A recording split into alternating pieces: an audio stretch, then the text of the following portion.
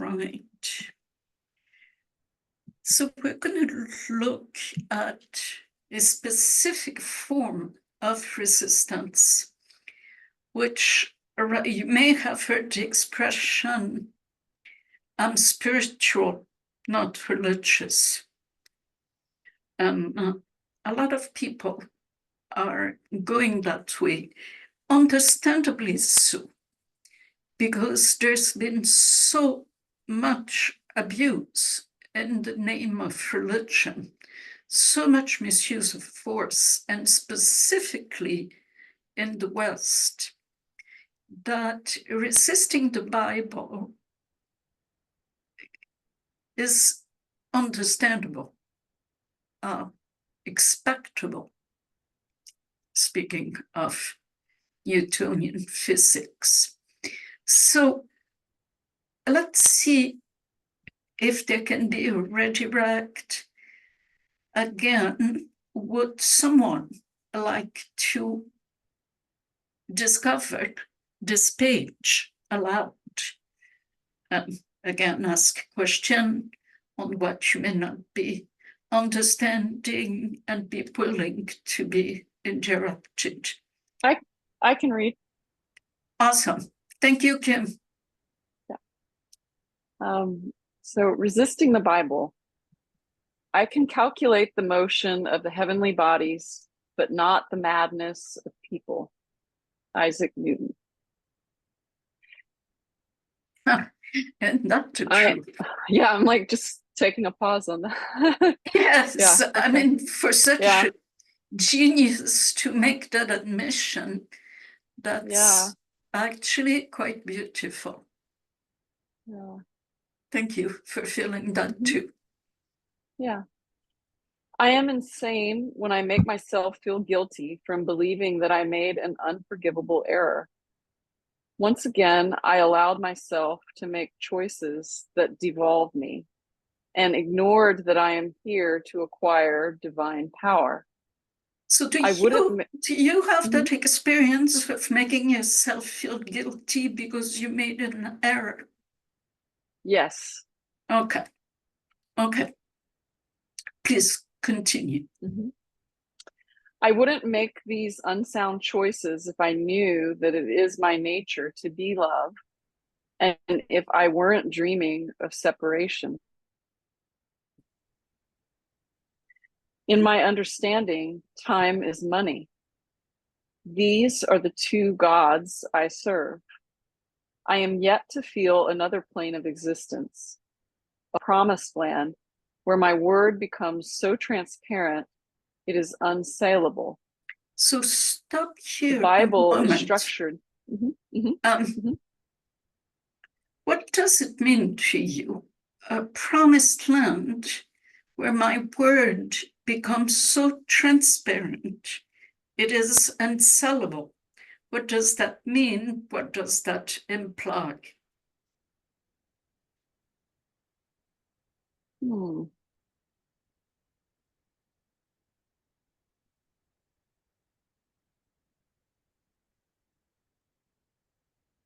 I don't really know. Okay. I'm not clear on what that means. I'm glad that I could stop us here. Thank you for saying that. So, have you noticed that there are people that are really skilled in language? Possibly more than there's levels, so to speak, in fluency with language. And the more fluent, the more skilled you are with language, the more you command attention. Does the thing make sense to you? Yeah. Now, there is a danger in this, which is that one may use their language skill for their own self-benefit. In other words, they want to profit, be the profit money or attention or recognition or whatever it is that that person would want to accumulate. There is a place where the word is coded. It's not transparent. It's not authentic. There's an agenda behind it. Okay? So when we serve either time or money, and we could say when there's something we yearn for, because maybe money is not your God, maybe that's chocolate, that's your God, whatever. There is a place where we're going to use our word to manipulate reality or to try to manipulate reality. In the promised land that we are looking for, that doesn't happen anymore. We say what we mean and feel what we say. Does that make better sense, Kim? Yes. Perfect. Okay, so please continue. Mm-hmm. The Bible is structured to have a happy ending. There's a promised land, a heaven on earth. It is written at once, forward and backward, for me to transcend time, space, and mind, and get out of scarcity. The Bible may just be the red pill, the most multifaceted and influential text yet to be explored, as if it were an extraterrestrial transmission to make the God mystery and her power known. It is hyperlinked into itself, just as the internet is, using an ancient alphabet that came back from the future, encrypting infinite pathways for me to surf the light and know my evil ways so deeply that I'd surprisingly change for good. Okay. So what touches you in what you just read, Kim? I mean, I think the beginning of the passage really touched me. That, you know, I'm insane when I make myself feel guilty from believing that I made an unforgivable error. Got it. Sometimes I can get kind of attached to that line of thinking, and even though it's not true. Yes. And would you characterize that tendency as, well, you just said it's not true. So if it's not true, then it would have to be not good either. Would you agree to that? Right. Okay. Right. So Right. that's where we're looking at the psychedelic language, this alphabet that came from the future, for you to surf the light and know your non-true ways, your not good ways, that you could change that. In other words, you would take no time in forgiving yourself, because you would know that there are no accidents. And you would know it not only intellectually, not just saying there's no accidents, and I get that, but you would know it in your soul, emotionally, to where you wouldn't attach to an ounce of guilt. And that would be it. Okay. So, oops. So would you complete this? The bottom? Yes, please. Yeah. This interpretation of Genesis chapter 4 unfolds in more detail on the next page. 1, resist surrendering and or giving it all. 2, I can't get what I want. 3, I become possessed. 4, I want to make you pay for it. 5, I develop a guilty conscience, and with it, a need for protection. 6, I repeat the pattern. Yeah. I So have a question. please. So is that sort of proposed like unfolding of the way these things go? Is that a succession of events, or is that what that's trying Yes. to say? Yes. Mhm. So Mhm. the source of your guilt is of Mhm. our guilt is first I resist surrendering or giving it all.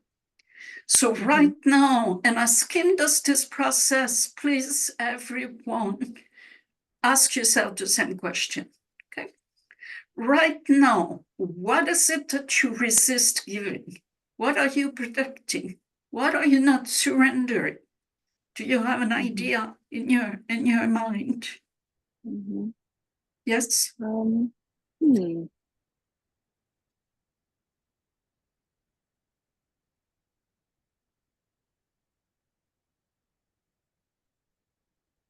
Well, I know the outer looks of what I resist sometimes are commitment, committing to something, or sometimes deepening intimacy, or things I can resist, even though yeah. So sometimes I resist those things, or I might resist receiving sometimes.